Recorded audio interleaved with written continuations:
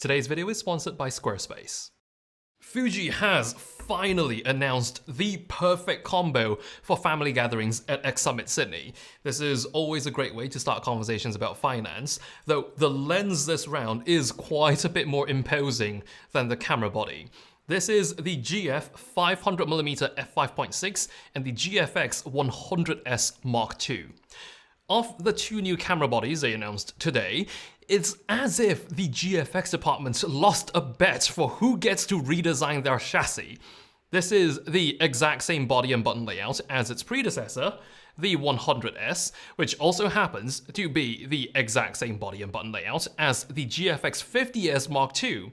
That makes three GFX cameras which look pretty much exactly the same. Luckily for this 100S II, it's a bit easier to tell it apart by the texture on its rubberized areas. You may have seen this before on the flagship GFX100 Mark II, or a Mercedes, or a Goyard. Apparently this only shows up on expensive things. Fuji calls this Bishamon text, and beyond aesthetics, it's actually highly functional. The amount of non-slippage it gives you in the grip is improved by a tremendous amount if you compare it to the previous finishing on the 100S. The best way I can describe this is once you get used to the Bishamon text grip, the previous grip feels like it's gonna slip right out of your hands. So if you like to hold on to your website visitors as well as your medium format camera, a design that's tailored to what you want to offer is gonna really help. Our sponsor Squarespace can help you do exactly that in a very easy way with something called Squarespace Blueprint. It's an incredibly powerful guided design tool to help you come up with a catchy design using the help of AI. Unlike choosing from a template, this gives you a completely personalized design, from color schemes to fonts, and it even lets you tailor the tone of the copywriting that's generated.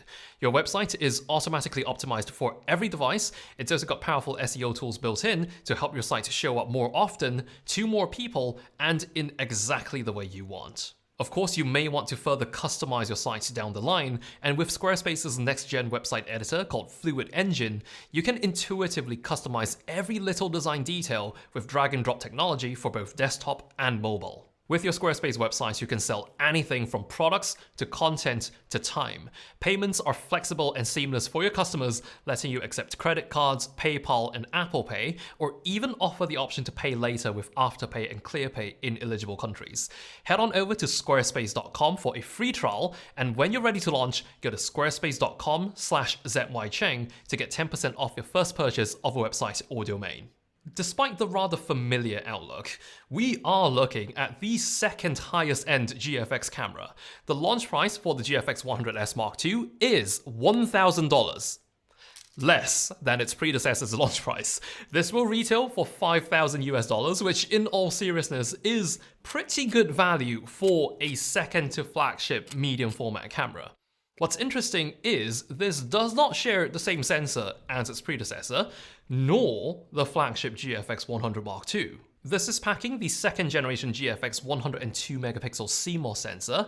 The flagship GFX100 Mark II uses a high-speed variant of this sensor, so this 100S Mark II slots in perfectly between the 100S and the 100 Mark II. In terms of resolution, they are the same, and I'm not trying to sound like I've built a sensor before, but this improved sensor on the 100S Mark II has a 30% increase in photodiode capacity. Yes, very exciting, but practically this means in stills mode, your ISO can now go as low as ISO 80 before it enters the extended range. The lower limit was previously ISO 100 on the original 100S. The X Processor 4 on the old 100S has also been updated to the X Processor 5 on the new 100S Mark II. That, along with the new sensor, gives you 7 frames per second of continuous shooting speed. It could only do 5 FPS back on the 100S. The flagship 100 Mark II can do 8, so that's still 1 FPS faster than the S Mark II. Some of the other features which come enabled with an X Processor 5 are similar to most other 5th generation Fuji cameras, most notably the autofocus system with subject recognition, as well as all 20 film simulations up to Reala Ace. This does also get waveform and vector scopes, which previously were seen only on the GFX100 Mark II. This does appear to be a GFX exclusive for now because we haven't seen it on any of the X series bodies yet. But for anyone looking to get this for pro video, it it does have a few number of compromises if you compare this to the flagship 100 Mark II. For starters, this maxes out at 4K 30p, it doesn't cater for anamorphic lenses, nor does it have any aspect ratios taller than 16:9. It outputs via micro HDMI, and it doesn't do internal ProRes like the flagship can. The ProRes limitation is likely due to the internal media being 2 SD cards, because on this GFX100S II, you can in fact record up to ProRes HQ 4K 30p to an external SSD via USB-C. Just plug an SSD in and the option becomes available. It doesn't only do ProRes, you can also record H.264 or 265 to the SSD, but it doesn't appear to do SSD and SD card simultaneously.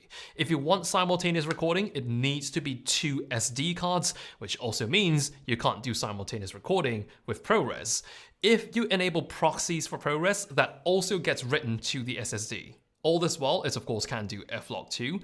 And one more thing that's on par with the flagship 100 Mark II, the 8-stop IBIS. It is one of the best IBIS systems I've ever used, and it's pretty wicked that it's on medium format cameras. One improvement you don't see externally, but will see eventually, is the upgraded EVF. It's a 5.76 million dot EVF now, up from 3.69 million on the 100S. Though again, they've gone for the midpoint between the 100S and the 100 Mark II, because on the flagship, it's an even better 9.44 million dot EVF.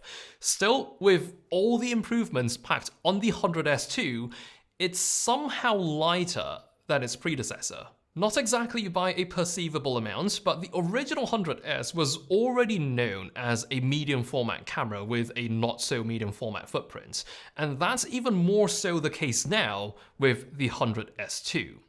The lens, which they've announced alongside this camera, is also remarkable in terms of weight, despite looking rather intimidating. A 500mm focal length is unconventionally long among medium format systems.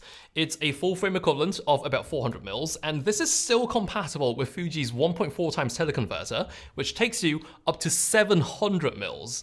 But being a $3,500 lens, it comes with everything Fuji could throw at it. It's one of those RLM OIS WR lenses, so it's got an iris rig, it's driven by a linear motor, it's got optical IS, and it's weather sealed.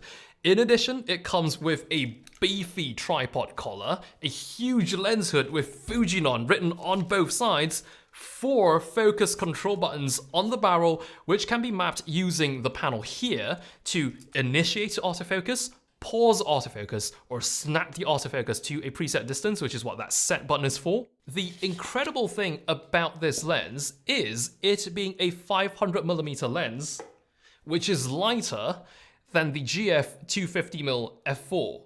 This is literally heavier.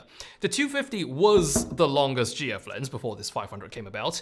Yes, the 250mm is one stop brighter than the 500mm, but this 500mm weighs 50 grams less than the shorter 250mm. In physical length, it's only about 4.4 centimeters longer. When you put these two side by side, it really doesn't look like one of these is double the focal length of the other. One thing to note, however, is filters are going to be tricky because it's got a 95mm front filter thread, and there's no compatibility with drop-in filters at the rear. The autofocus is reasonably fast, but not blazing fast.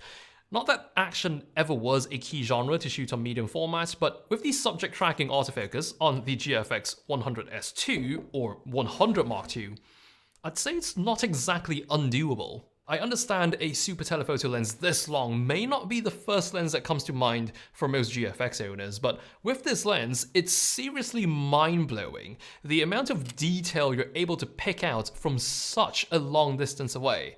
I can't say I'm used to seeing this field of view with this much resolution and in 16-bit RAW.